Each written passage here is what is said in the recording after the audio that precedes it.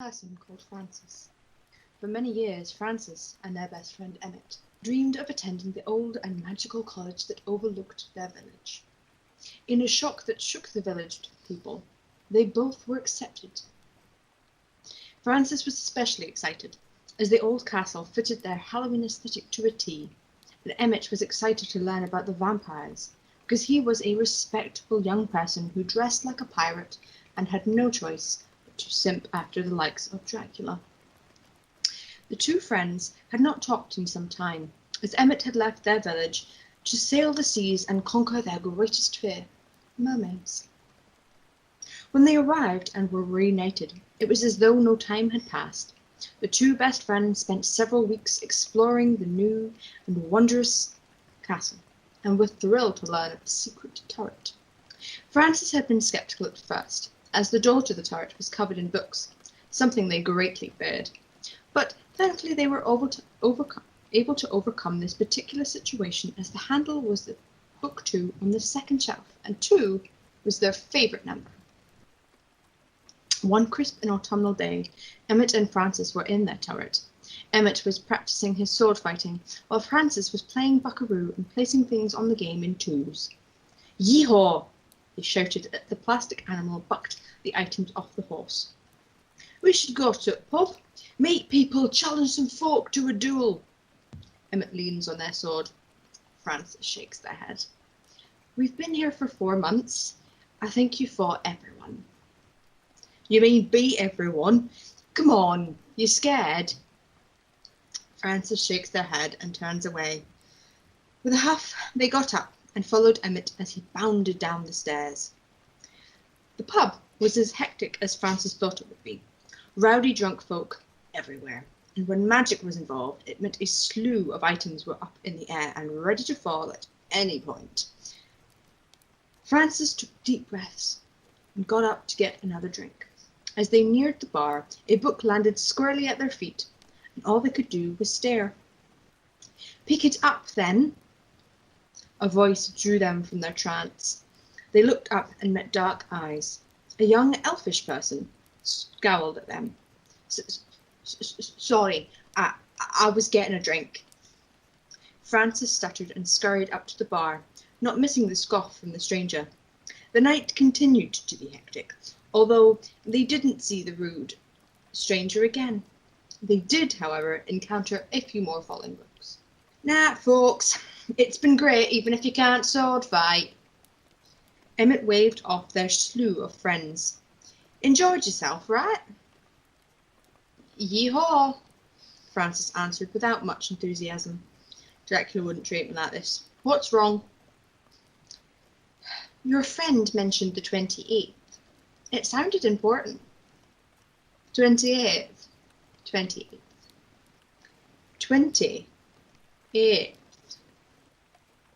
As he repeated it slowly, a realization dawned on Emmett. He grabbed Frances's hand and dragged them back to the castle and their assigned room. He frantically began searching through his belongings until at the bottom of the pile was a planner. Frances stepped back, cautious. The 28th! What about it? Frances shouted back. It's in 1 week. Our deadlines, exam season, they start on the 28th. Emmett shook his head and paced. Frances joined him. Every so often, one of them let out an increasingly panicked sound. What are we going to do? Where's the time even gone? Frances flopped down on Emmett's bed. I have no bloody clue, mate. After a sleepless night, Frances entered their potions class, and an air of clarity fell upon them. They could hear their peers talking about the deadlines and everything that was due and how the exam study was going. How could they have missed this? Frances reached their bench and found that the elfin person from last night was stood there with a stack of books. They glanced away. Have you got a fear of books or something? She asked. Frances scoffed and changed the subject. How come I've never seen you before? I'm new, transferred last week. You look human. I am. Well, I don't like human bigotry. My motto in life is dropkick the transphobes. So watch yourself. She stood a little taller as though expecting an insult. I'm trans. I use they them pronouns. It's a good motto. Oh, well, I hope your intelligence translates. I don't like failure either. The potion bubbled in the cauldron. It was grey and kind of sludgy. Frances's lab partner was not happy at its progress. She groaned as she crumbled dragon tooth into the liquid. Why isn't this working? I'm doing what's on the board. Frances pointed at the list of ingredients on the blackboard. Are you kidding me? Look at the book. She tapped her finger on the yellow pages of the book. Frances sighed, glanced at it, and felt a chill run down their spine. Books are overrated, they blurted out. Frances's lab partner's mouth fell agape. Her brows then frowned. How can you say that? We're in college. You are an idiot. She shouted. The potions teacher looked up and scowled. I don't think that's fair. Books aren't everything. Intelligence can come from anywhere, Frances whisper shouted back. The stranger merely huffed. You still need to look at the instructions. We've been making 2 potions. It'll be fine. It would not be fine. The last 15 minutes of the lesson was when students tested their potion. Now they were supposed to be making a colour-changing potion, which, if successful, would change the drinker's skin into a selection of colours, from red to orange to yellow, and so on. The teacher stood up and picked up a small stick and hit a gong on his desk. The students, bar Frances and their elfin partner, stopped. You're ruining it. I'm not, trust me. Frances smiled as they dropped a bloodberry into the mix. Boom! The class evacuated the now smoking lab. Coughing and spluttering, the teacher shouted to remain calm. Frances felt strange as they walked out of the classroom. In a blur of movement, the class moved away from the lab, down the dark and dingy corridor. Frances wobbled on their feet. At the opening of the corridor, the class dissipated, and Frances rushed towards their tower. They reached the tower, counted to 2, and pulled the right book. They climbed the stairs. Frances heard the familiar heavy steps of Emmett. They reached the top of the stairs and smiled at their friend. Who are you, intruder? Emmett pointed his trusty sword at the stranger. The stranger frowned. Emmett, it's me. Emmett laughed and continued to point his sword. Believe me, fair maiden, I'd remember you. Emmett, you know how I feel about gendered language. Stop. My mistake. What is your name and preferred pronouns? Emmett low bowed. I'm Frances. Jokes are fun, Emmett, not after the class I just had. Frances, my best friend is called Frances. Yes, I am dead. Have you gone blind? Emmett narrowed his eyes and frowned. They looked at the person who claimed they were Frances. Taking this person's hand, he guided them to the mirror that leaned on the far wall. The person gasped. In the mirror stood a navy-haired elf, dressed in a darker dress with tiny gold stars embroidered into the fabric. That's not me. It's that elf with the hair. Emmett, you've got to help. Right, so I'm going to need an explanation here. And so, in the stranger's body, Frances explained what had happened in the potions class. By the end, Emmett was sat on the end of the armchair. Right, so you have to find this person and swap back. How though? A name?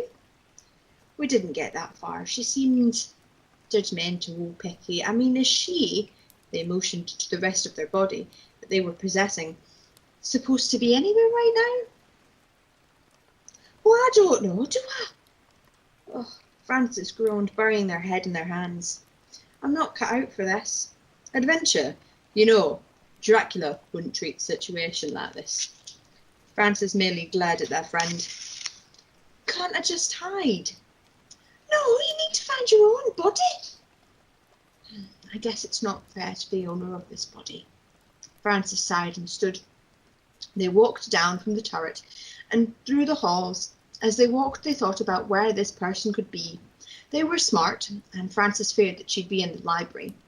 Frances was so wound up in their thoughts they didn't notice they were being followed, until a hand came out from the shadows and covered their mouth and dragged them down a dark side corridor.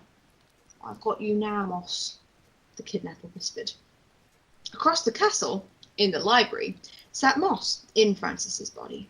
She had a stack of books next to her and was scanning the pages with her finger and muttering under her breath.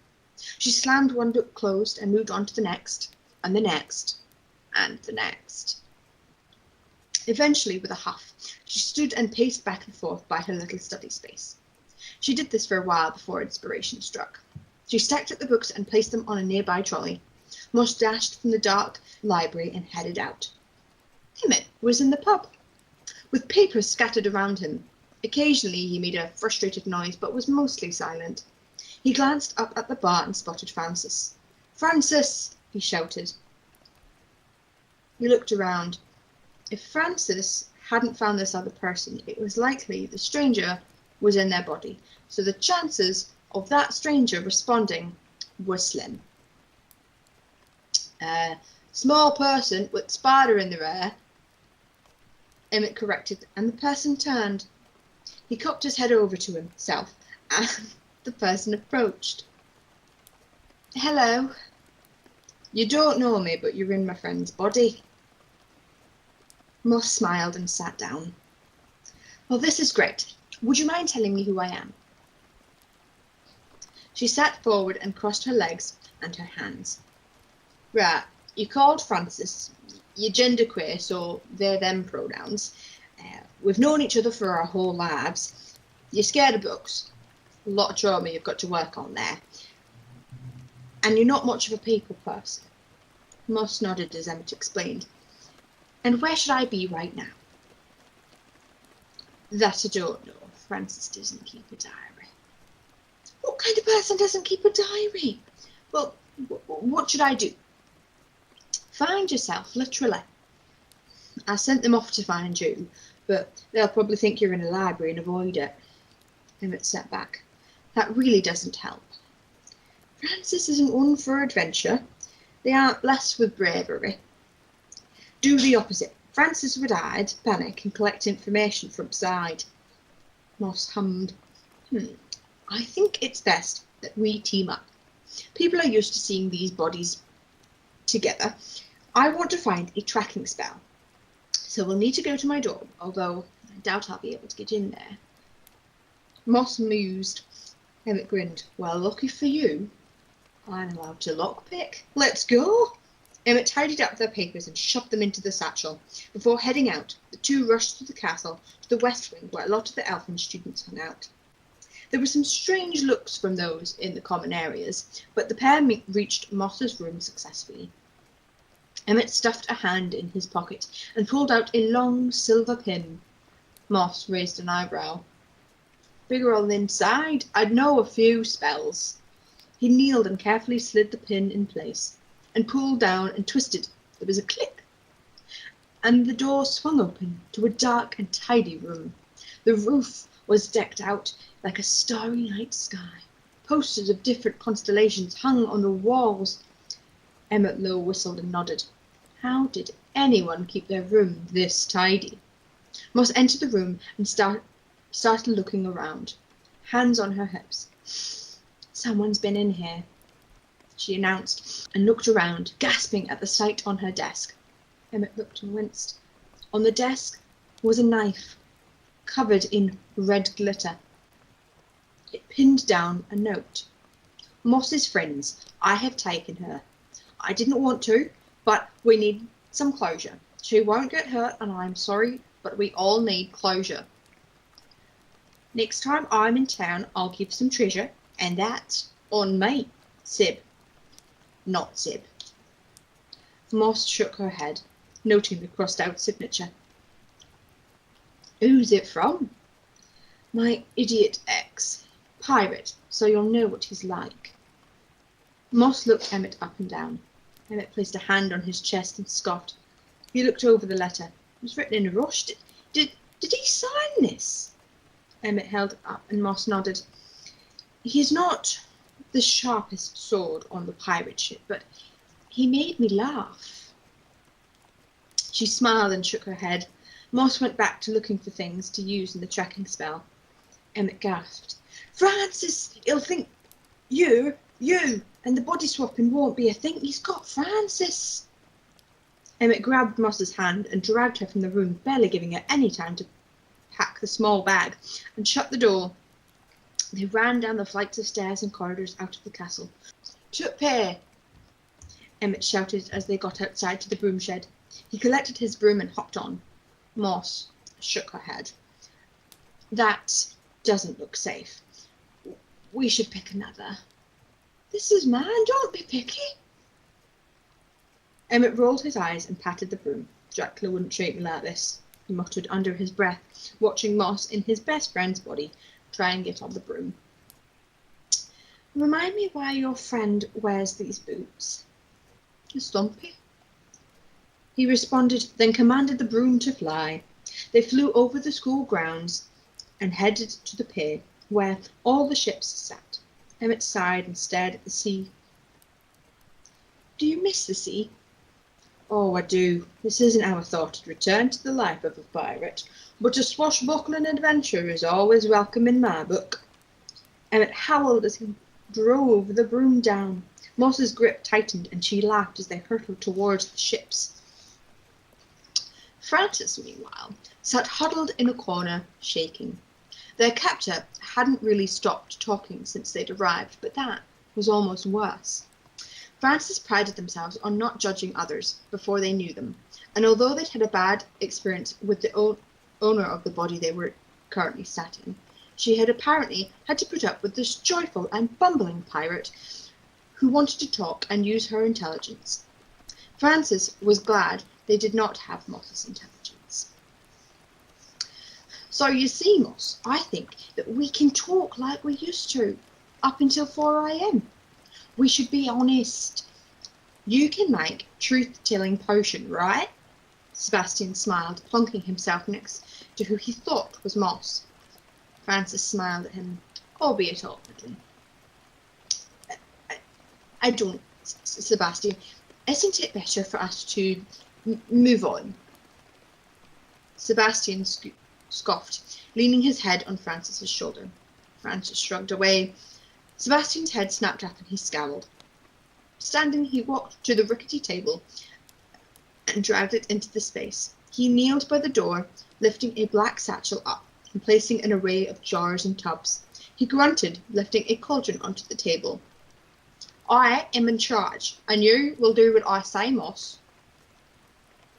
"To be happy, we need to be honest." Sebastian tried to sound assertive. He was failing, but before he left Francis alone, he threw the potions book at them. Francis yelped and backed away. Moss and Emmett tried to creep along the upper deck of one of the ships, which was hard in their stumpy boots. "Are you sure about this being his boat?" "Yes, it's the—" Moss opened her mouth, looking at the front of the boat, where the dark wood was carved into the shape of a mermaid. "We're on the wrong boat!" she hissed, turning to leave, but the thumping of even heavier boots alarmed them. Emmett drew his sword and got into the appropriate stance, while Moss drew her wand from her bag. "Don't know if that'll do much, considering it'll think you're Francis." Moss groaned and put the wand away. She stood tall with her hands at the ready. A giant-like pirate stalked out from under deck and growled. Moss looked around and spotted Sebastian across the pier. She tapped Emmett's shoulder and cocked her head towards the other ship. "What's that on the front? What is that on the front?" "A kangaroo. He loves them, but is scared of them," Moss explained. The pirate got closer and raised his much bigger sword at Emmett, who dodged it and jabbed forward. The attacker grunted. Moss watched and called for the broom and leapt onto it, grabbing Emmett by the collar and hauled him onto the broom. As they rose, Emmett swiped, knocking the pirate's hat off his head. They flew over to the other ship.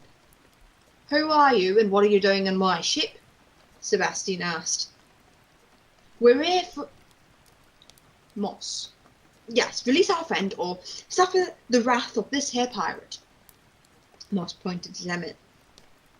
Well, she's locked away underneath, so you can't find her. Sebastian, there's only one door. I think I know where she is. Moss smiled, slapping a hand over her mouth. No, you don't. Get away from my ship. You're bringing the mood down. I am merely trying to get my happy ending like any fairy tale. Moss's expression softened. Well, if you want to be stubborn, you're going to have to face me. I'll throw down my gauntlet and challenge you to a duel. Emmett pointed his sword at Sebastian, who panicked, scurrying for something similar to only come up with a broken broom handle. With an aha and a dramatic flair, Emmett launched himself at Sebastian, who blocked, and thus the fight began. Moss watched the two duel for a moment, then slipped away to find Frances and her own body. Frances stood at the desk, looking at all the ingredients. They tried to remember the order of the truth serum, but only ever seen it written from afar. They glanced at the book and wished they could overcome their fear. It's just a book. Can't really hurt you, they muttered to themselves, kneeling down for it. The door slammed open, and there stood their own body. Moss, I presume? Frances, I presume. Moss stepped into the room. What have you been asked to make? Truth serum. I can't open the book. Moss sighed and picked it up, and flicked through, searching for a body swap potion. Above their heads came the noises of Sebastian and Emmett's duel, the wood creaking which prompted Frances to flinch. Let's get started then. Moss took charge and began the potion. Above, on the deck, Emmett stood atop some barrels, swinging his sword in an expert fashion to fend off Sebastian, who had kept up quite spectacularly. I must say, you are quite the swordsman. I am having a jolly good time. Sebastian laughed. Emmett narrowed his eyes. Distraction tactics seem below a swordsman of your talent. Is this you admitting your defeat? No, dear fellow. Can't I compliment my opponent before I vanquish him? You, my man, are getting a little too cocky, Emmett announced, and leapt from the barrels and rolled along the deck. The wooden boards creaked underneath him. Sebastian was taken aback, and for a moment stared at his opponent in awe. With Sebastian distracted, Emmett got to his feet and lunged, catching the other pirate by surprise, and sending him down onto his back. Emmett chuckled and stood above him. It's all in the art of the show, my man. Sebastian laughed as he looked up at Emmett. Emmett looked around. I should challenge you again. Oh, that was jolly good fun. I am sorry it had to come to this. Emmett merely stared back, confused. Did you hit your head? I'm on a rescue mission for your ex. I know, but getting a good dueling partner is hard these days. We should do it again. Sebastian stood, far too easily, and held his improvised sword out. Emmett shrugged, and they began to fight again. Below deck there was considerably less friendly banter, with Moss and Frances disagreeing with their potion-making techniques. Frances taking a much more disorganised method to Moss's orderly way of making potions. You are an idiot. We're not actually making the potion he wants. I'm aware of that. We need this to explode. My way will get that done. Or we just purposely make that potion? Frances rolled her eyes, dropping in an ingredient they remembered from this morning. Oh, you'd better be right. Moss snarked, and then looked at the book with a gasp. Cut the ruby onion roots with a sharp knife. A shudder worked its way up her back. Ordinarily, Moss was a brave person, but knives were her absolute fear. She had tried many times to get over it, but there was just no end. Frances eyed their lab partner. What's wrong? The final instruction. I can't. You'll have to read it yourself. Not sure if you picked up fear of books earlier, but that's one of the many things I cannot do. Frances raised their voice as the footsteps from above got louder and heavier. We have to try. I want my own body back. And I don't. I have tried. I can't do books. And I can't do... She motioned, stabbing someone. They paused and stared at the liquid in the cauldron. It did look similar to that morning's potion, at least. Crack! Both looked up to find a foot dangled above their heads. That was a jolly good move, my fellow. Sebastian laughed, yanking his foot up. He looked down and waved at the two below. How's the potion coming along? Frances gave him a thumbs up.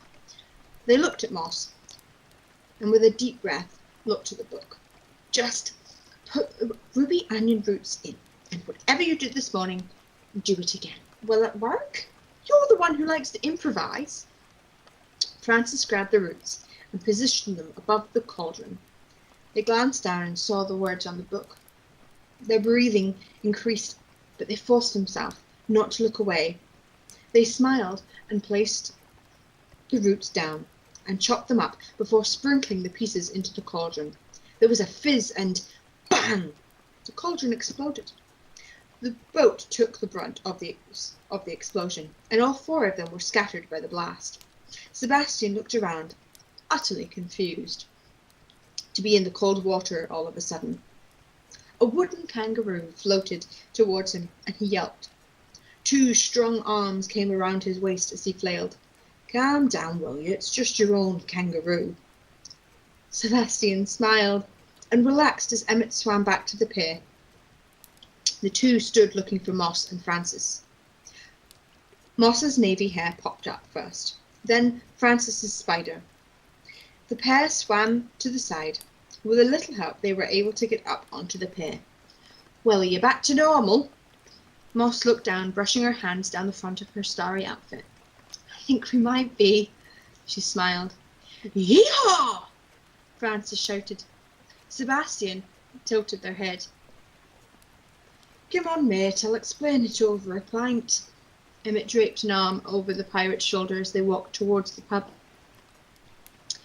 I know we don't know each other, Frances, but I am proud of you, being able to use the book.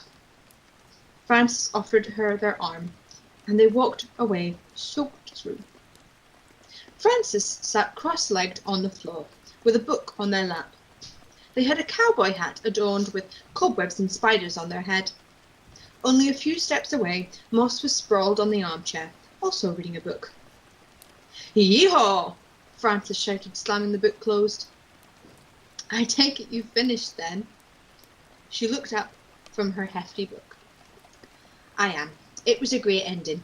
I sort of get why Emmett loves Dracula so much now. Thank you.